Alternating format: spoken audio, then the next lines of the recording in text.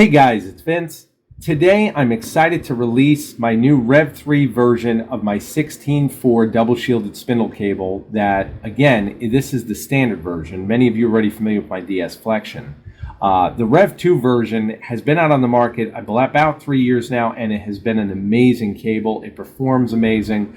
The only thing is I've had a lot of requests from clients as far as diameter, as far as usability in working with it. If you're not familiar with double shielded cable, it's kind of difficult to work with because, again, it's a very heavy duty cable. It's a 600 volt rated cable, and when we're not dealing with continuous flex on 600 volt cable, depending on your application, this can be a much more tedious task to work with, especially dealing with the twine that's required to be in there because the conductors are all tinned. So I've made some drastic revisions to the new REV3 version. First of all, there's text on the cable. It is my cable. It does say eDealer's Direct Automation. It's also got the MBR rating on the cable, which again is 8 times the diameter. You can see 8D here. This cable is rated to 300 volts. And by doing that, you can see the reduction in the diameter between the two cables. Now, if we reduce the diameter, you're going to have a better MBR. Superior flexibility in terms of this cable versus this cable. The other thing I wanted is because I know a lot of guys going into the, just getting involved in the genre, dealing with CNCs like the Onefinity, different Chinese models that come with very small cable chains. This exterior diameter is going to be much more usable, pending, of course, the cable chain they select is of proper MBR status in order to support the cables they're using. This cable still can certainly be used, the REV2, but it does have to have more attention paid to the exterior diameter of the cable chain being used.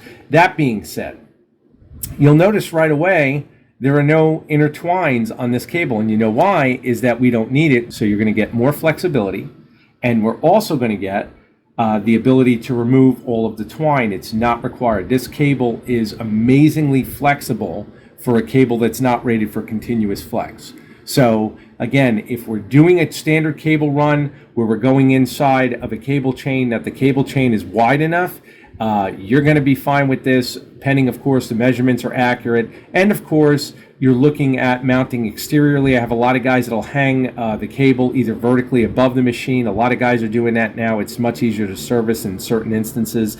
This is your go-to cable.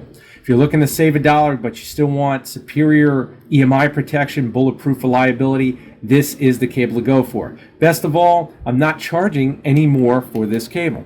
So it's the same price, but you're getting a lot more benefits. Number one, like I said, with all of the yarn removed, I have had more questions on that as far as how do I work with it. It's so tedious to cut and to actually level with the cable, like the casing, like you said.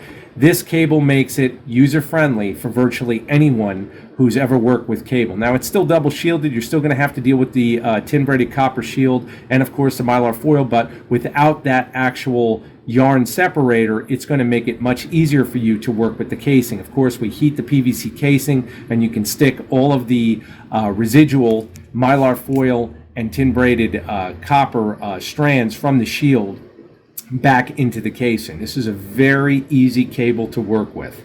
And again, like I said, the pictures, or I should say the video, really does it justice looking at the difference in diameter from one to the other. It's dramatic.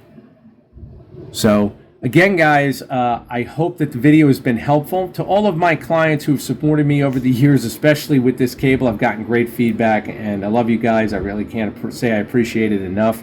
But I do listen to your feedback. Any constructive criticism that I can naturally engineer in the products, I try to do that.